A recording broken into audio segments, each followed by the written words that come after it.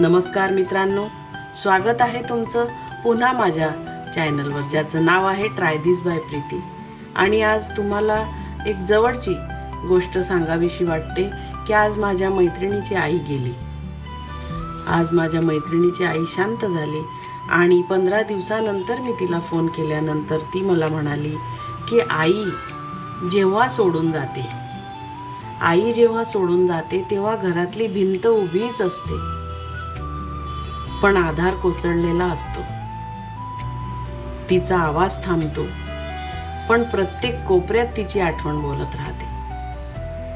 स्वयंपाकघरात भांडी असतात, पण चव नसते. अंगणात पाऊलखुणा असतात, पण ऊब नसते. आई गेल्यावर कळतं की ती फक्त माणूस नव्हती, ती सवय होती, ती सुरक्षिततेची खात्री होती. आजारी पडली तरी नाव न घेता धावणारी, चुका केल्या तरी माफ करणारी आणि स्वतःचं दुःख गिळून आपल्यासाठी हसणारी, तीच तर आई होती. तिच्या डोळ्यात अश्रू होते, कंठ भरून आलेला होता, तरी ती सांगत होती की तिच्या अनुपस्थितीत जग चालूच राहतं, पण मन थांबतं.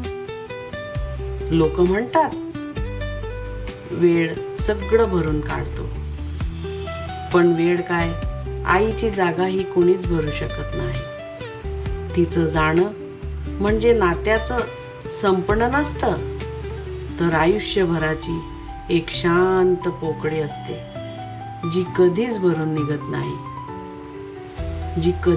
निघत नाही. मित्रांनो, जिथपर्यंत आपल्याला आईवडील आहे तिथपर्यंत त्यांच्यासोबत जगून घ्या. धन्यवाद.